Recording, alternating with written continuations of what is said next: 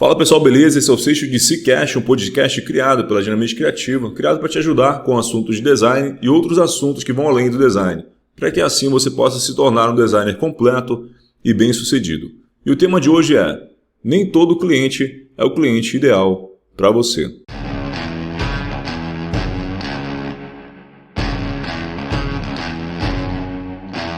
Como eu faço para entender qual o tipo de cliente é ideal para o meu momento atual de experiência? Primeiro ponto, entender o seu momento atual. Você está começando no design ou você já tem experiência? Com base nessa resposta, você já consegue começar a entender o seu tipo de cliente. Clientes pequenos ou clientes grandes, ou seja, clientes que não têm tanta experiência na área, com clientes que já têm uma certa experiência, que já trabalhou com algumas agências e já sabe o que te cobrar, já sabe o caminho que você deve seguir para conseguir chegar no resultado que ele espera. Se você tem pouca experiência, comece pelos clientes menores e projetos pequenos. Eles vão te dar a base para você começar a entender os desafios da profissão. Pense nisso como um campeonato onde você vai escalando a chave, vai avançando e caminhando para as finais, vai conquistando as premiações até chegar no campeonato mundial. Curta cada etapa e ganhe a experiência no processo. Ponto 2. Tempo de qualidade. Projetos de qualidade levam tempo e nem todo cliente entende isso. Você prioriza qualidade ou velocidade? Se você trabalha rápido e seu trabalho é bom, imagina se você tivesse mais tempo para conseguir desenvolver aquele projeto.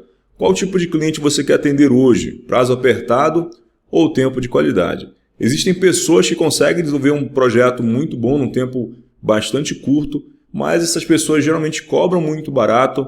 E eu conheço muitas pessoas que fazem isso e acabam entregando 5, 6, 7, 8 projetos de identidade visual no mês e não conseguem faturar mais que R$12 mil por mês. Isso é um problema muito grande e eu prefiro já trabalhar na questão da qualidade, passar um prazo um pouco maior, até para o cliente perceber que não é tão fácil quanto ele imagina. Se eu passo um prazo muito curto, o meu cliente vai entender que aquele projeto foi fácil, que aquilo é muito fácil para mim, ele não vai dar o devido valor, ou seja, ele não vai querer me pagar o que eu realmente mereço pelo projeto, pelas capacidades que eu tenho, pelas habilidades que eu tenho de entregar um projeto no prazo curto.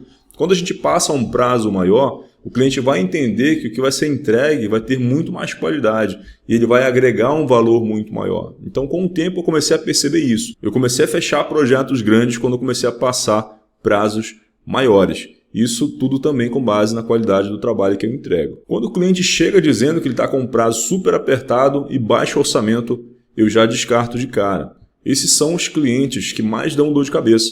Pegar projetos com baixo orçamento e prazo apertado no começo não tem problema, mas eu estou há mais de 18 anos na área e para mim já não vale mais a pena. Se você está começando, pode até valer. Então pense se por hora é um problema para você ou se tem algo a ganhar também nesse processo. Porque todo mundo começa de algum lugar e todos nós precisamos passar por algumas experiências e perrengues para entender a melhor forma de resolver aquilo.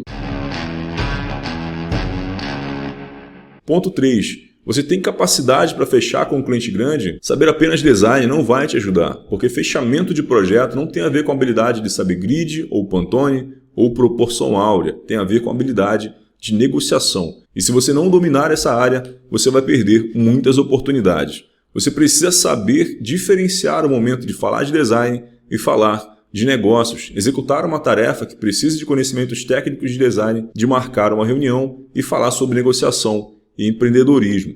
Enquanto você não souber essa diferença, você sempre vai fechar projetos pequenos, prazo apertados e clientes que não entendem a importância do que você faz. Você envia muitas propostas, mas fecha muito menos do que a metade delas e se frustra por isso. Nem todo cliente é para você. Quanto antes você entender isso, mais rápido você vai virar o jogo. Se você não se preparar para os clientes grandes e não curtir o processo até chegar ao topo, você sempre vai ficar frustrado. Identifique o seu perfil e o perfil de cliente que você consegue atender hoje e comece a se adaptar.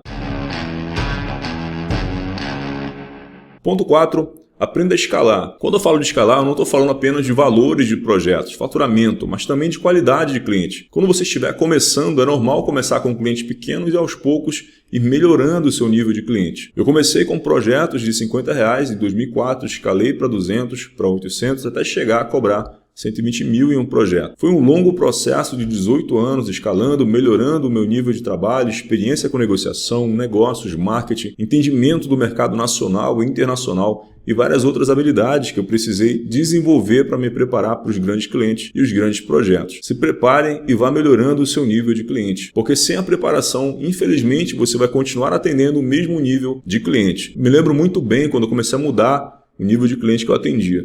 Meu nível de design foi melhorando, minha capacidade de negociação foi ficando mais natural. Quando eu comecei a aumentar os valores dos projetos, aqueles clientes que antes vinham pelo preço foram indo embora e os novos começaram a chegar. Eu fui diminuindo o volume de projetos que eu fechava, porque agora eu estava cobrando um valor um pouco maior, e esse processo ele foi ficando melhor a cada ano que passava. E 18 anos depois, eu já não preciso mais fechar tantos projetos por mês, porque os valores que eu consigo cobrar me possibilitam escolher o cliente que eu quero atender. Mas isso não aconteceu do dia para a noite, eu precisei me preparar e hoje, se eu pudesse voltar 18 anos no tempo, eu me contaria o caminho que deu certo e eu tenho certeza que eu estaria no nível que eu estou em um tempo muito menor. Se você continuar estudando apenas design e mesmo assim quer mudar o seu nível de cliente, eu sinto muito te informar, você não vai conseguir. A única forma é se preparar em outros níveis que vão além do design. Se você não fizer isso, se acostume com o nível que você está hoje, porque ele não vai avançar mais do que isso. No nosso mini podcast de hoje era isso. Se você curtiu esse conteúdo, compartilhe com seu amigo design e vamos ajudar a revolucionar o mercado. Um abraço e até a próxima.